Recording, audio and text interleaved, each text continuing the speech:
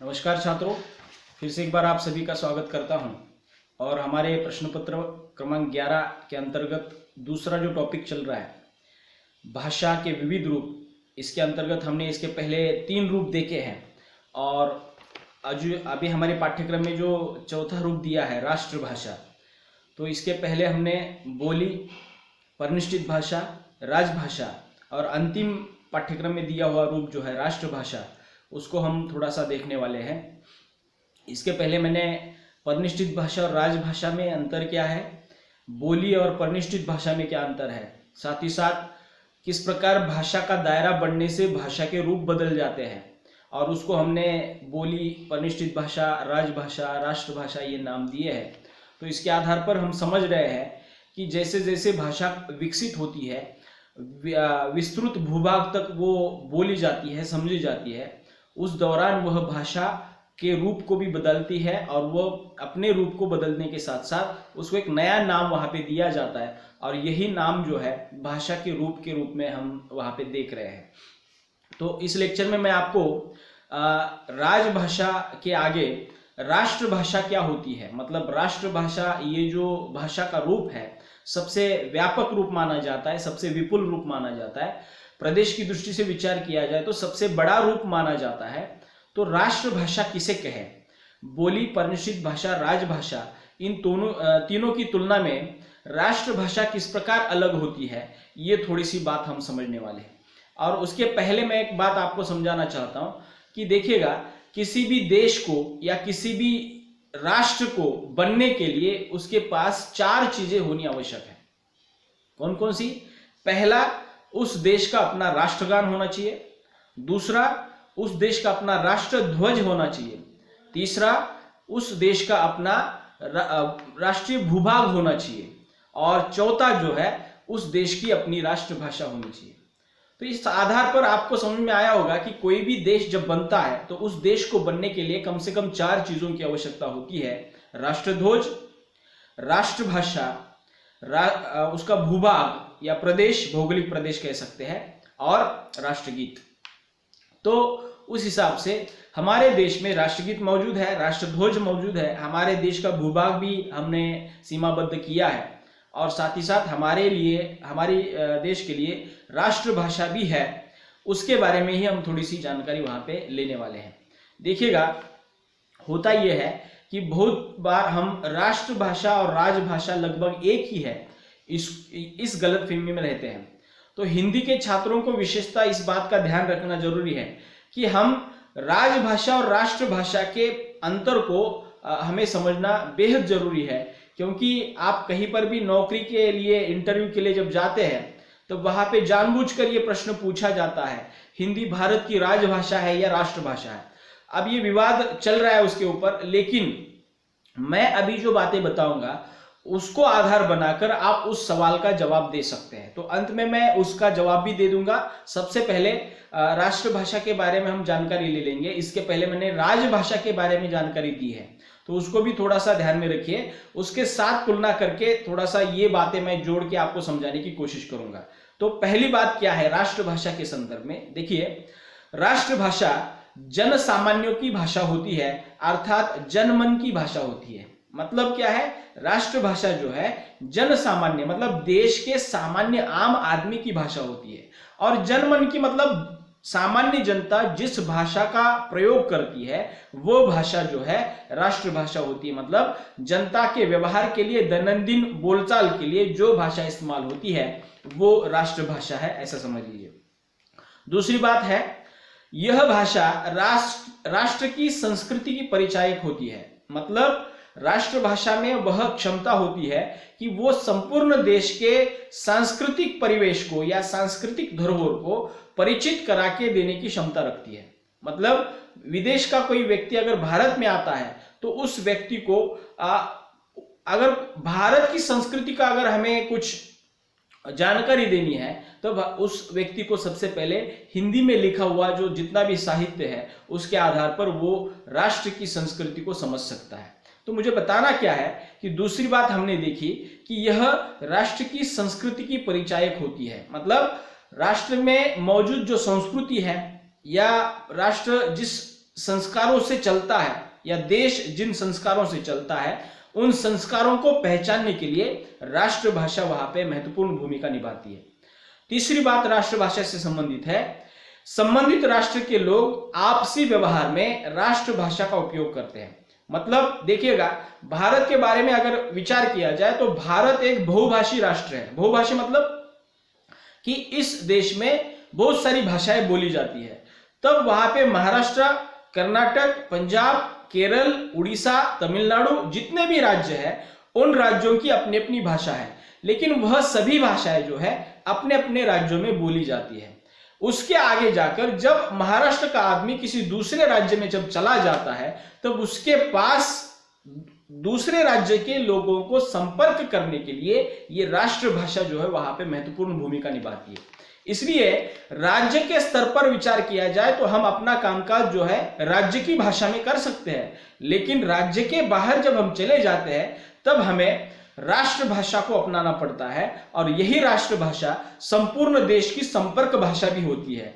और इसी के आधार पर दुनिया के मतलब इस देश के किसी भी कोने का व्यक्ति किसी दूसरे राज्य में अब चला जाता है तब समझ लीजिएगा कि उसको उस देश की जो संपर्क भाषा है उसका आधार लेना पड़ता है।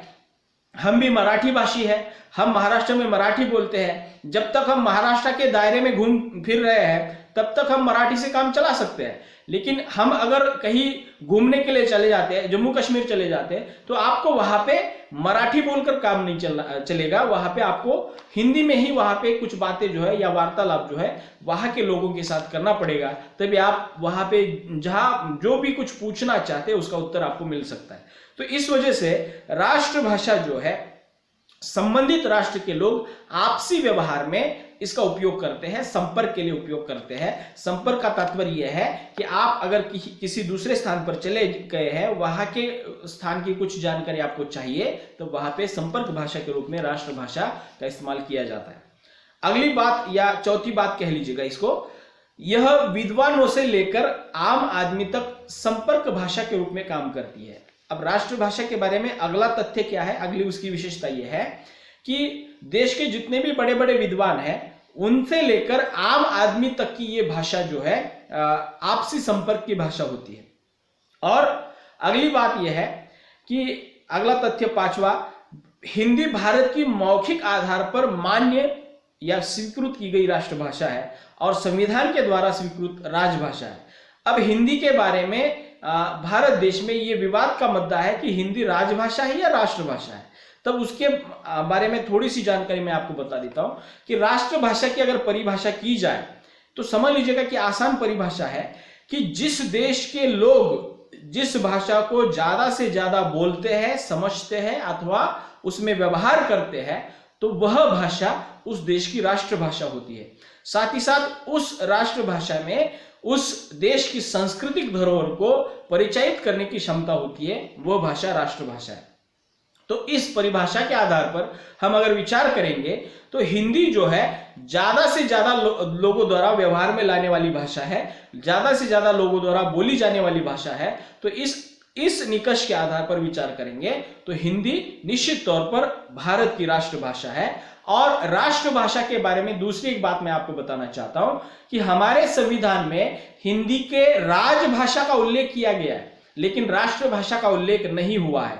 तो हम उसको कैसे मानेंगे? तो राष्ट्रभाषा की परिभाषा जो है, जिसको ज्यादा से ज्यादा लोग बोलते हैं, जिसका ज्यादा से ज्यादा लोग व्यवहार करते हैं, उस आधार पर अगर विचार करेंगे तो भारत में लगभग 80% लोग जो है हिंदी समझते हैं, बोलते हैं, लिखते हैं या उसमें व्यवहार करते हैं। तो इस आधार पर हिंदी भारत के लोगों द्वारा, भारत की जनता द्वारा मौखिक तौर पर मान्य राष्ट्रभाषा है और लिखित तौर पर वह राजभाषा है जो संविधान में उसको स्थान दिया गया है। तो आपके समझ में आया होगा, जब भी इंटरव्यू में आप कभी जाएंगे तो इसका उत्तर आपको इस प्रकार से देना है कि भारत की हिंदी जो राष्ट्रभाषा या राजभाषा, इसका उत्तर क्या है कि लोगों द्वारा मौखिक तौर पर स्वीकृत मान्य हिंदी राष्ट्रभाषा है। उसकी परिभाषा आपको बतानी पड़ेगी और संविधान के द्वारा स्वीकृत जो है वह राजभाषा है। तो इस तरह से मुझे लगता है कि ये राजभाषा और राष्ट्रभाषा का अंतर आपको करने आना चाहिए। अगली विशेषता है राष्ट्रभाषा की, प्रत्येक राष्ट्र का अपना एक राष्ट्रभाषा का अपना एक इतिहास होता है। मतलब किसी भी राष्ट्र की या किसी भी देश की भाषा जो है वह राष्ट्रभाषा के पद पर कब पहुंचती है, तब वह उसके इतिहास के आधार पर, मतलब हिंदी भारत की राष्ट्रभाषा है मानते हैं, उसके पीछे वजह यह है कि हिंदी ने स्वतंत्रता आंदोलन में या आजादी के लड़ाई में बहुत सारा योगदान वहां पे दिया है। हिंदी ने आजादी के लड़ाई में जनता तक अपने संदेश पहुंचाने के लिए तत्कालीन क्रांतिकारियों ने जो भी कुछ काम किया है वहां पे हिंदी का महत्वपूर्ण वहां पे योगदान रहा है। अर्थात उसके माध्यम से समाचार पत्र लिखे जा रहे थे, पत्र पत्रिकाएं लिखी जा रही थी, और ये पत्र पत्रिकाएं सामान्य जनता तक पहुंचाई जाती थी, और उसके माध्यम से क्रांतिकारियों द्वारा जो चलाई जा रही गतिविधियां है या अंग्रेजों के खिलाफ हमें किस प्रकार लड़ना है, तो आदि की जानकारी जो है इस माध्यम से, समाचार पत्रों के माध्यम से या फिर पत्र पत्रिकाओं के माध्यम से वहां पे जनता तक पहुंचाई जाती थी। तो इस तरह से हिंदी ने अपना इतिहास जो है, मतलब देश के लिए क्या योगदान दिया, तो एक गौरवशाली इतिहास जो हिंदी का हम देखते हैं, और उसके आधार पर हम हिंदी को राष्ट्रभाषा मानते हैं। तो इस तरह से प्रत्येक राष्ट्रभाषा का अपना एक इतिहास होता है, इस बात की पुष्टि हमें यहां से मिलती है। तो इस आधार पर हम भी कह सकते हैं कि हिंदी हमारी राष्ट्रभाषा है। अगली विशेषता है 7वीं, जिस भाषा ने राष्ट्र की उन्नति, विकास, तरक्की, जड़न घड़न आदि में सहायता दी होती है, वही भाषा उस राष्ट्र की राष्ट्रभाषा का पद ग्रहण करने के लिए पात्र होती है। ये महत्वपूर्ण बात है। देखिएगा, अभी मैं बता रहा था कि हिंदी ने स्वतंत्रता आजादी की लड़ाई में किस प्रकार से योगदान दिया है, तो वहां पे हम जानते हैं कि इतिहास में हम देखेंगे कि बहुत सारे पत्र पत्रिकाएं निकाली जा रही थी, बहुत सारे समाचार पत्र निकाले जा रहे थे, क्रांतिकारियों द्वारा बहुत सारे पर्चे बांटे जा रहे थे। उन पर्चों में जो लिखी गई जो भाषा है वो हिंदी है, और हमारे देश के जितने भी जनमान्य या लोगों द्वारा मान्य स्वीकार किए गए जो नेता है या राष्ट्र पुरुष है, उन लोगों ने भी मान लिया था। महात्मा गांधी जी ने कहा था कि राष्ट्रभाषा के बिना राष्ट्र गूंगा है, और महात्मा गांधी जी गुजरात के थे, लोकमान्य तिलक महाराष्ट्र के थे, राजा गोपालाचारी तमिलनाडु के थे, और ये सभी, लाल बहादुर शास्त्री, ये सभी अगर हम देश के जो नेता है या महापुरुष है उनके बारे में अगर विचार करेंगे, वो भले ही अपने राज्य में पैदा हुए थे लेकिन उनकी मातृभाषा अलग थी, लेकिन इन सभी लोगों ने जो है हिंदी को वहां पे देश की गतिविधियों के लिए, देश के आजादी के लड़ाई के लिए वहां पे स्वीकारा था, और उनको ये मालूम था कि हमें अगर जन सामान्य तक पहुंचना है, लोगों तक पहुंचना है, तब हमें अपने राज्य की भाषा से काम करके फायदा नहीं होगा, तो हमें उस प्रकार से या देश की जो भाषा है, संपर्क की जो भाषा है, वो वहां पे अपनानी पड़ेगी। अभी हाल ही में एक उदाहरण हम दे सकते हैं कि अन्ना हजारे जी ने जो आंदोलन चलाया था, आपने इसके बारे में बहुत चर्चा सुनी होगी कि उनके द्वारा जो लोकपाल को लेकर जो भी आंदोलन चला था, वो उन्होंने जंतर मंतर दिल्ली में एक स्थान है वहां पे चलाया, और वहां पे जाने के बाद, अन्ना हजारे महाराष्ट्र के हैं, उनकी अपनी मातृभाषा मराठी है, लेकिन वहां पे जाने के बाद उन्होंने अपने भाषण की भाषा जो है, मतलब उन्होंने लोगों के संपर्क करने की भाषा जो है हिंदी को वहां पे अपनाया। उसके पीछे उद्देश्य ये था कि मैं जो कहना चाहता हूं, मेरे दिमाग में जो विचार है, वो लोगों तक पहुंचाने के लिए मुझे लोगों की भाषा का सहारा लेना पड़ेगा। तो उस तरह से हम देखते हैं कि वहां पे हिंदी ने आज तक जो काम किया है देश की उन्नति के लिए, विकास के लिए, तरक्की के लिए और देश के जड़न घड़न के लिए, उस आधार पर हम कह सकते हैं कि हिंदी का योगदान जो है महत्वपूर्ण रहा है, और वही इस पद को ग्रहण करने के लिए पात्र है। तो इसलिए कह सकते हैं कि इसकी विशेषता बताई गई है कि जिस भाषा ने राष्ट्र की उन्नति, विकास, तरक्की, जड़न घड़न आदि में सहायता दी होती है, वही भाषा उस राष्ट्र की राष्ट्रभाषा का पद ग्रहण करने के लिए पात्र होती है। 8वीं विशेषता देखिए, राष्ट्रभाषा उस राष्ट्र के ज्यादा से ज्यादा लोग समझते, बोलते तथा लिखते हैं और उसमें व्यवहार करते हैं। भारत में लगभग 80% लोग हिंदी भाषा को समझते हैं, और इसी वजह से भारत की राष्ट्रभाषा हिंदी है। तो ये बात ध्यान में रखिए।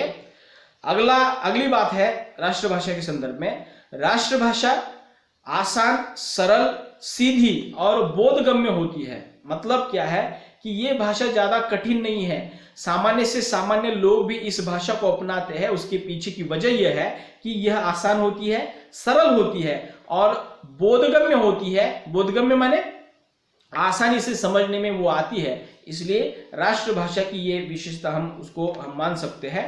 और अंतिम राष्ट्रभाषा की बात हम कह सकते हैं कि पूरे राष्ट्र की एकता को बनाए रखने की भूमिका राष्ट्रभाषा निभाती है। अगर हमें देश में कोई बड़ा आंदोलन चलाना है, देश को किसी विषय पर एक करना है, या देश के लोगों को किसी विचार को लेकर एक सूत्र में लाना है, तो हमें राष्ट्रभाषा का सहारा लेना पड़ता है।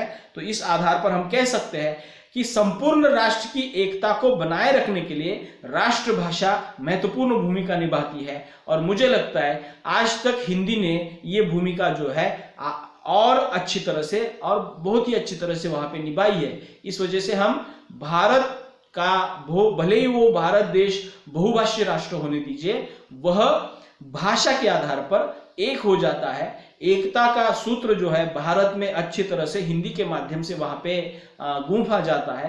तो इस वजह से हिंदी भारत की राष्ट्रभाषा है, संविधान के तौर पर वो राजभाषा है। तो हम ये सभी बातें देखने के बाद मैं आपको जो प्रश्न वो वहां पे आ रहा था, शुरुआत में मैंने बताया था कि हिंदी भारत की राजभाषा है या राष्ट्रभाषा, तो उसका जवाब आपको मिल गया होगा कि उसका जवाब ये है, हिंदी भारत की संविधान द्वारा मान्य की गई लिखित तौर पर राजभाषा है और लोगों के बोलने के संख्या के आधार पर, लोगों के व्यवहार की संख्या के आधार पर अगर विचार करेंगे तो लोगों के द्वारा स्वीकृत की गई, मौखिक तौर पर स्वीकृत की गई हिंदी भारत की राष्ट्रभाषा है। तो इस आधार पर आप ये जवाब वहां पे दे सकते हैं। तो ये सभी बातें फिर से एक बार मैं दोहराता हूं, देखिएगा राष्ट्रभाषा के संदर्भ में, ताकि आपको वो लिखने में आसानी हो। पहला मैंने बताया था, राष्ट्रभाषा जन सामान्यों की भाषा होती है, अर्थात जनमन की भाषा होती है। दूसरी विशेषता है, यह भाषा राष्ट्र की संस्कृति की परिचायक होती है। तीसरी विशेषता है, संबंधित राष्ट्र के लोग आपसी व्यवहार में राष्ट्रभाषा का प्रयोग करते हैं। चौथी विशेषता है, यह विद्वानों से लेकर आम आदमी तक की संपर्क भाषा होती है। पांचवी विशेषता है, हिंदी भारत की मौखिक आधार पर राष्ट्रभाषा है और संविधान द्वारा स्वीकृत राजभाषा है। छठी विशेषता है, प्रत्येक राष्ट्रभाषा का अपना एक गौरवशाली इतिहास होता है। सातवीं विशेषता है, जिस भाषा ने राष्ट्र की उन्नति, विकास, तरक्की और जड़न घड़न आदि में सहायता दी होती है, वही भाषा राष्ट्र की राष्ट्रभाषा का पद ग्रहण करने के लिए पात्र होती है। आठवीं विशेषता है, राष्ट्रभाषा उस राष्ट्र के ज्यादा से ज्यादा लोग समझते, बोलते तथा लिखते हैं और भारत में लगभग 80% लोग जो है हिंदी को बोलते हैं, समझते हैं, व्यवहार में लाते हैं। तो इस आधार पर हिंदी भारत की राष्ट्रभाषा है, ऐसा मान सकते हैं।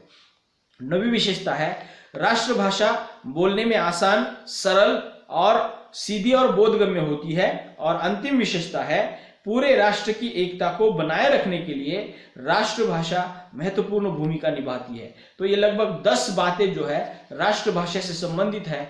राजभाषा की बातें मैंने इसके पहले बताई है। इसके पहले के जितने भी वीडियो हैं भाषा के विविध रूप को लेकर, एक के बाद आप सुनते जाइएगा। मुझे लगता है कि आपको आसानी से इन चारों रूपों का अंतर आपको करने वहां पे आ जाएगा। विद्वानों ने भाषा विज्ञान के आधार पर वहां पे बहुत सारे भाषा के विविध रूप दिए हैं, लेकिन पाठ्यक्रम में हमारे 4 ही रूप बताए गए हैं, बोली, परिनिष्ठित भाषा, राजभाषा और राष्ट्रभाषा। परीक्षा में भी केवल इन्हीं 4 रूपों के आधार पर प्रश्न आएंगे। इससे ज्यादा भी रूप है। आगे के लेक्चर के दौरान जब जब विषय निकलेगा मैं तब तक उसको स्पष्ट करने की कोशिश करूंगा। तो मुझे लगता है कि राष्ट्रभाषा के बारे में इतनी बातें काफी है। आप इसको 1-2 बार सुन लीजिएगा, मुझे लगता है कि इसको आपको समझने में आसानी होगी। तो अगले लेक्चर में मैं अगले विषय को लेकर, अगले टॉपिक को लेकर उपस्थित रहूंगा। तब तक के लिए रुकते हैं, धन्यवाद।